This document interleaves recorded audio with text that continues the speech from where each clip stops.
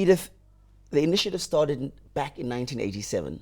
Yes. Can you just kind of tell us the legacy from the time that you've started to what has happened now? Just give us a brief historical just capture of the years that you'll be celebrating this year. As you mentioned that no, the Federation started in 1987. This is a saving scheme. And at that time we were supported by Samstan Housing Cooperative. And in 1998, we sat together and evaluated the process.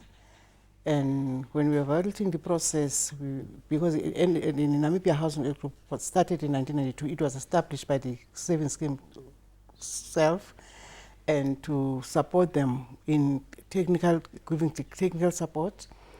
And in 1998, when we separated two organizations, Namibia Housing Action Group and Sheikh Dwellers, and the name Sheikh Dwellers were given that time of the evaluation. And NEC became a trust, that is, have all their own board of trustees, and we followed the community process. There was a confusion before, that was as we were, as members of the community, board members of the Namibia Housing Action Group, we didn't know actually which role should we play as a community. So when we separate the organization and follow the people's process, we know exactly what to do as a community, following the saving exchange program and also sharing information within each other and do our own plans in future. So in 1988, we separate two organizations and start following the people's process. It's whereby the savings group expand in Namibia, because that time it was only Samsung in Windhoek and one in Otavi, one in Kitmashoop Housing Union, and one in Opa Housing in Oshakati. So, but now we're only having 60 savings group that time, whereby the savings was very slow.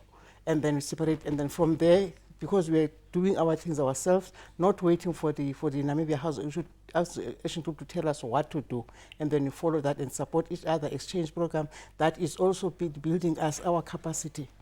At this point, let's bring in Mr. Heinrich Amushila, who's online. Good morning, Mr. Heinrich. Good morning, sir. Good morning to the listeners.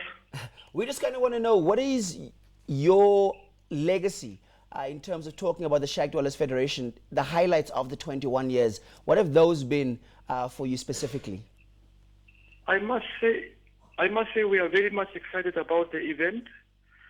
People celebrating the hard work that they organize themselves in groups to build for them houses for themselves countrywide, and we are very excited. And this movement has grown from strength now. It's a very strong movement at the moment, and we are operating countrywide in 14 regions. Okay, Ms. Edith, let's come back to you. What type of services, just to maybe give people a general understanding of the activities or the services that are provided by the Shack Dwellers, what specific services, and how does it kind of happen for the Federation? The very most important activity is saving.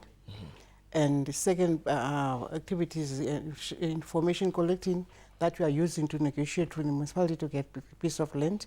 And when the group is getting a piece of land and we start organizing ourselves to build ourselves houses, and also putting the service, water and sanitation in their house when the people are finished. And there's a fund that we are using, the Tongana Fund, that is giving loans to the members to borrow and therefore to build houses. And it's in some the people that are paying back. So we have got bookkeepers that is managing the loan. We have got the loan committee that also makes sure that the people that be given loans, we get a building team that makes sure that all the houses have been completed. Right now, we are not talking about the uncompleted houses that has been built by the Shack Dwellers.